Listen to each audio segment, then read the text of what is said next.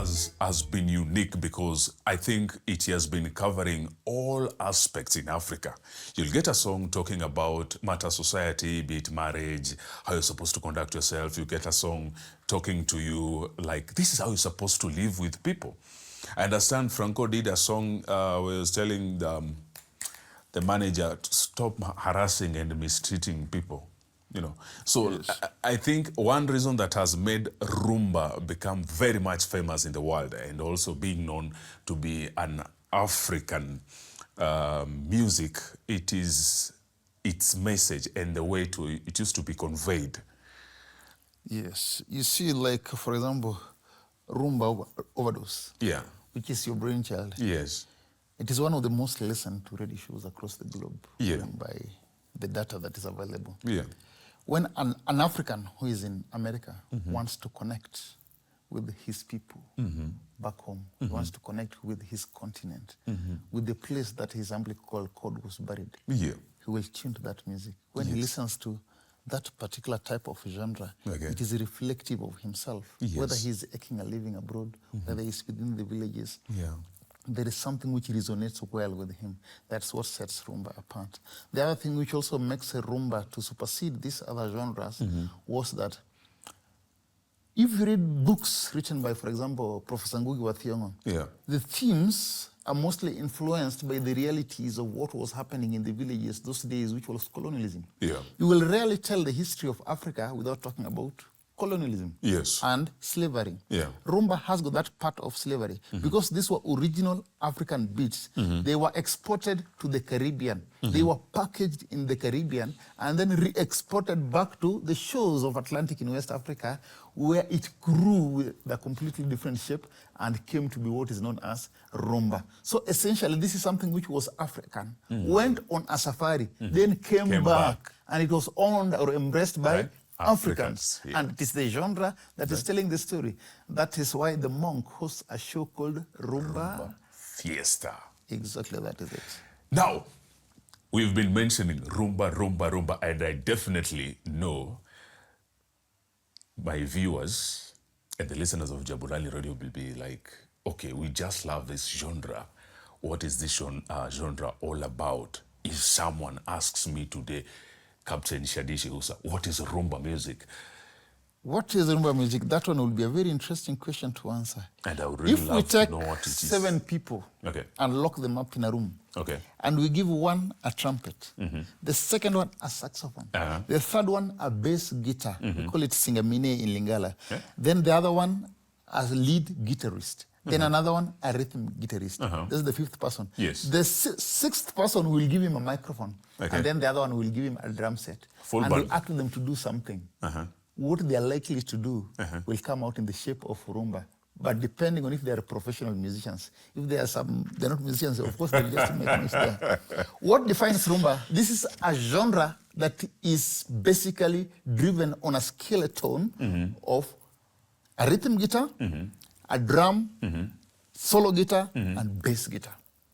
So there has to be the those rhythm combinations. guitar, if I'm to define the rhythm guitar, it sets the pace. The rhythm guitar actually sets the template with which these other instruments fills in.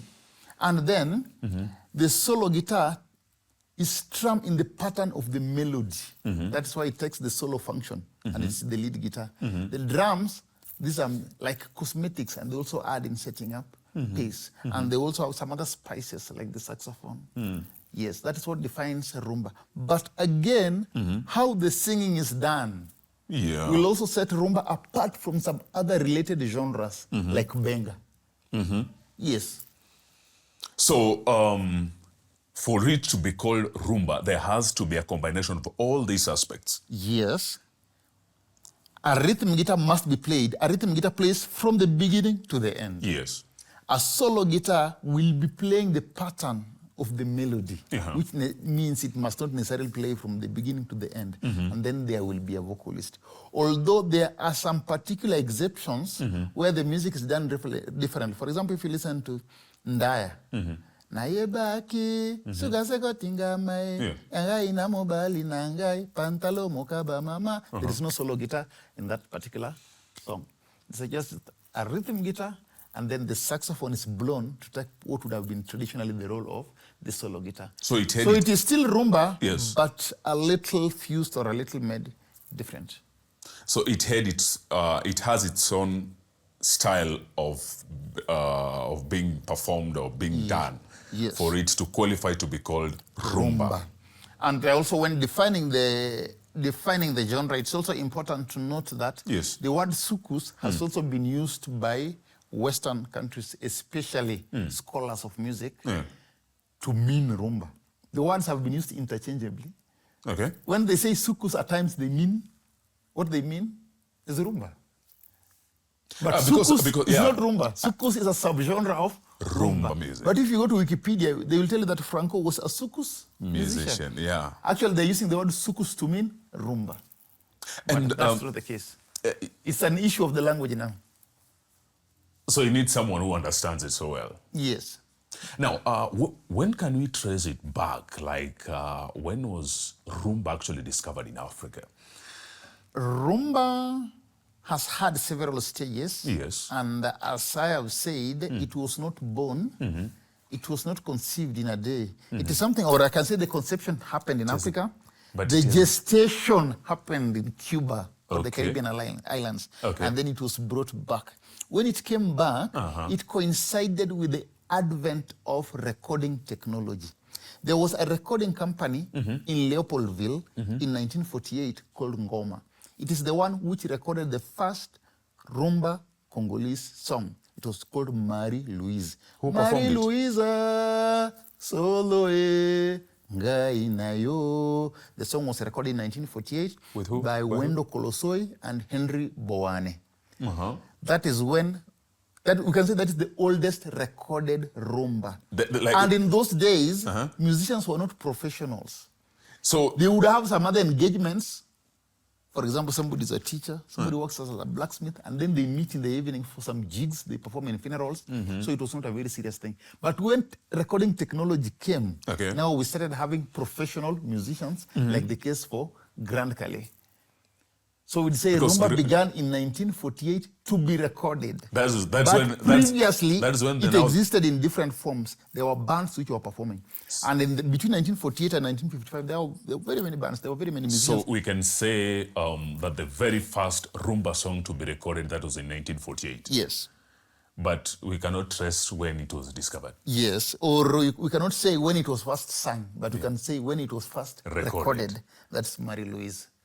But within the era, we had musicians. There was Paul Mwanga, there was Wendo Kolosoi, there was Henry Bowane, there was Leon Bukasa, there was Camille Ferruz, there was Pauline Bikunda, there was Adu Elenga, there was this man from Angola. You know, Angola and the DRC was basically one territory before colonialism.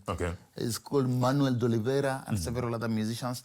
They took advantage of the advent of recording technology. They did several recordings, but most of these songs did not go beyond the boundaries of Congo. They were not so known, but very many songs were recorded within that time.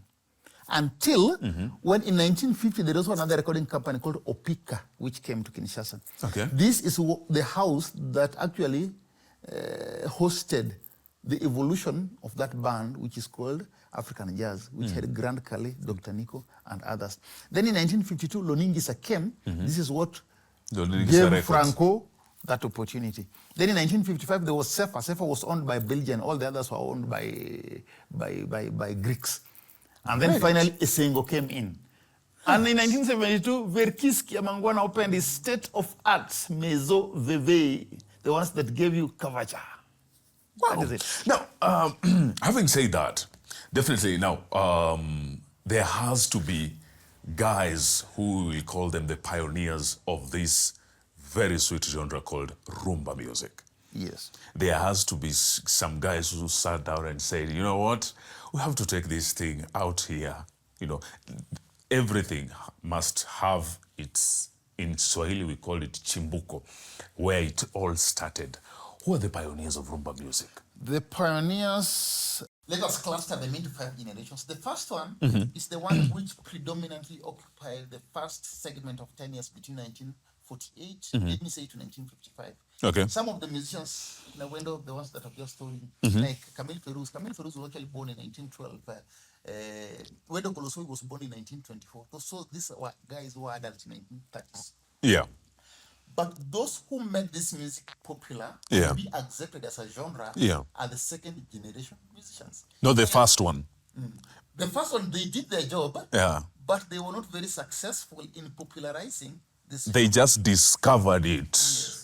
Okay. But if anybody was to have or own the title father, like I've had it being wrongfully credited to Grand Calais, it ought to be this first generation, because the father should be the first one in that genealogy, should be the patriarch of the entire. Yes, yes.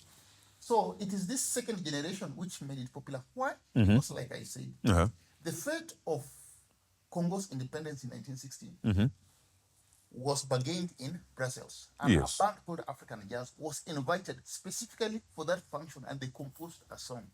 That was the advent of Congolese music going international. Yeah. The band was called Grand Calais, and the musician was Grand Calais. Calais. The band was African Jazz. African jazz, yeah.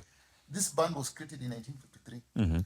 And that is the advent also of what we call professionalism in music. This was the first time where somebody could just be a musician. Like Dr. Nico, he was a technical school teacher. Yeah. He quit teaching to go and concentrate in Music. Then this also the generation that had Franco. This also the generation that had Nino Malapet, Jano Bombenga, Bavon Marie Marie, and all these other musicians. Now the second generation. The second generation. Yeah. And then the third generation is Kavacha of Berkis, the one that give you. Now this So generation. the second generation now begins from 1955. 19 because the first generation starts from 1948. 1955 to early 1960s, or let me say mid 1960s. Because if we take it to late 1960s, like 1966, we'll be having something different now. Because now the beat was also Changing. You see? So in all these generations, Yes. the style was also changing a bit. There was introduction of some other elements. Central to these performances of Congolese music, as you have said earlier, is an instrument called electric guitar. Electric guitar was first strummed in a recording by somebody called Bill Alexandra Okay. in 1955. All right. Bill Alexandra was a Belgian, and he's the one who introduced the electric guitar in Congolese music. It defined this second generation of Congolese. Music. Having said that, it's the guitar which defined this section. Coming to mid 1960s, another aspect was being accommodated, was being introduced. In These guys were becoming now, very it was now innovative. becoming an issue of showbiz. Music previously was mostly to be listened to, but with the guys like Verkis now, music now was now becoming a showbiz thing. Somebody could go on stage and perform it, and apart from what they're listening, they would also want to see these musicians dance to it. Yeah. That's when the Kavacha now crept in, and the Kavacha is the third generation Congolese music.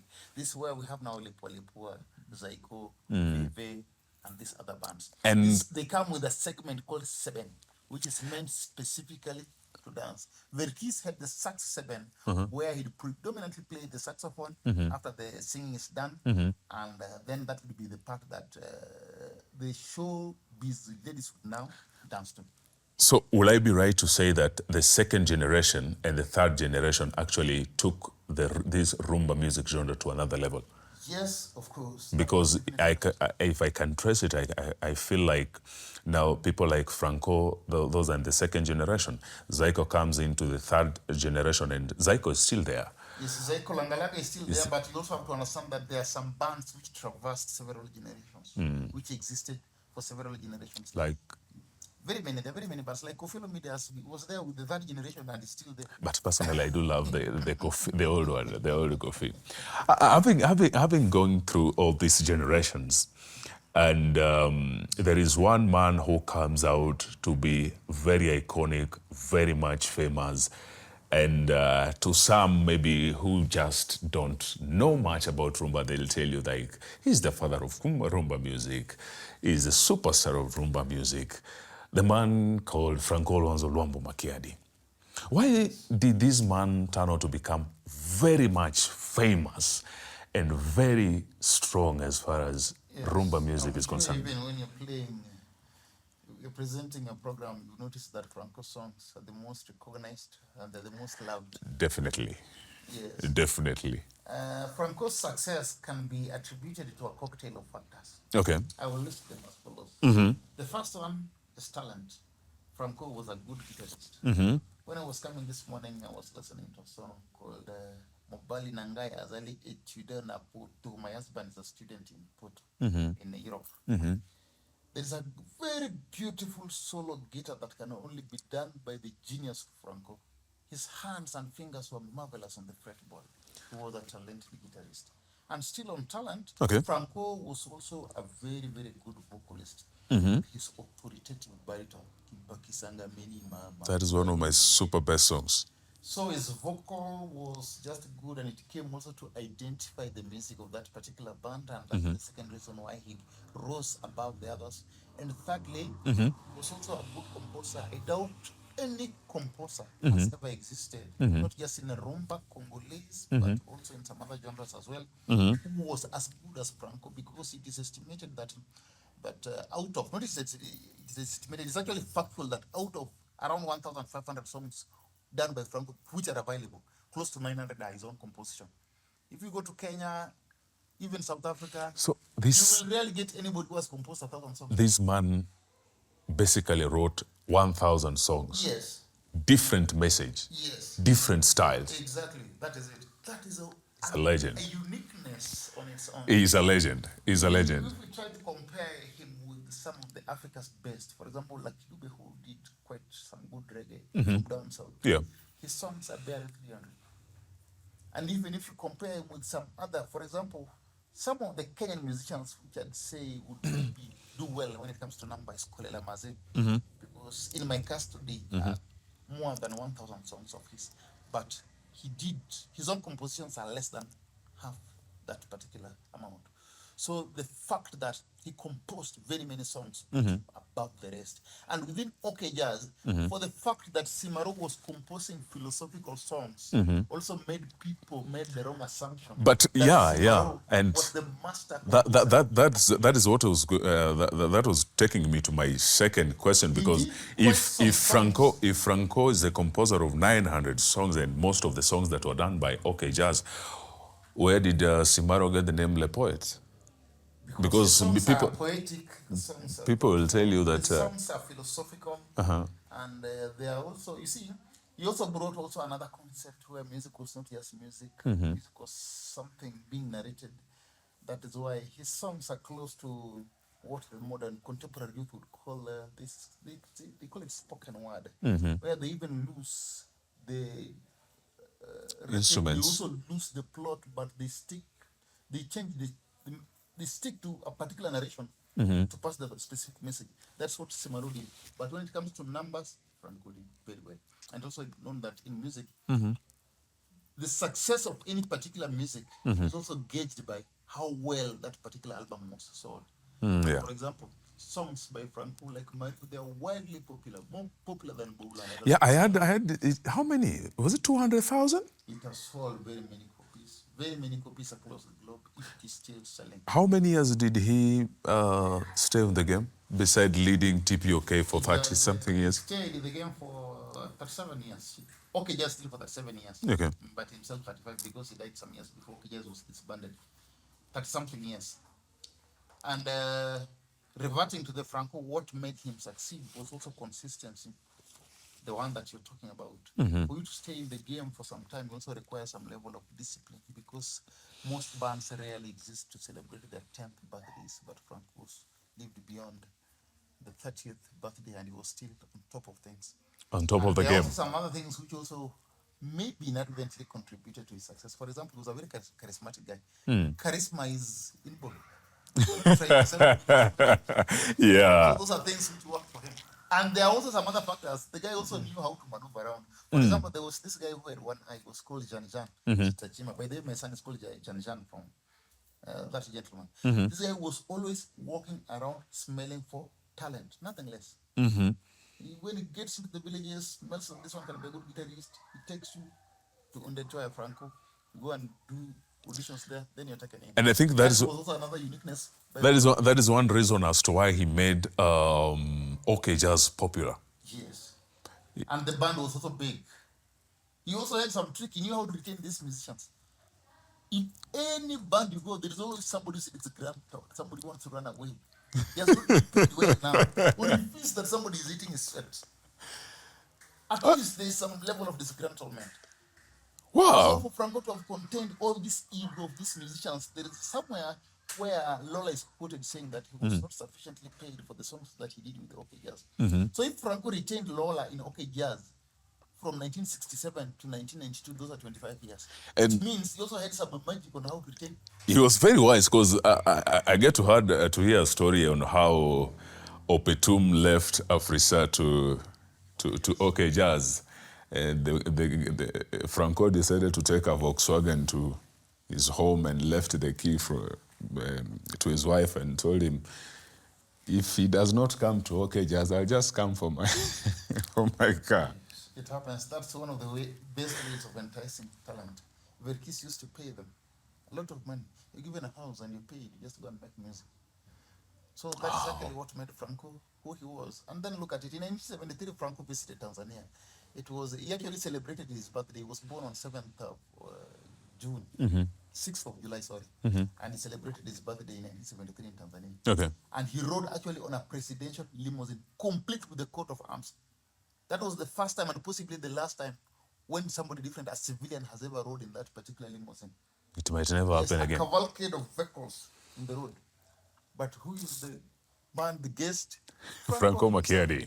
When he went to Harare, it should be 82 or 83, there was a stampede that killed around 6 people. People never even went to listen to music. They only wanted to catch a glimpse of this man called Franco Macchiari.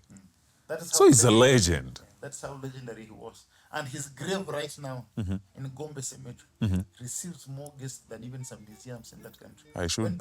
When somebody steps in Congo, he wants to see where Franco was buried.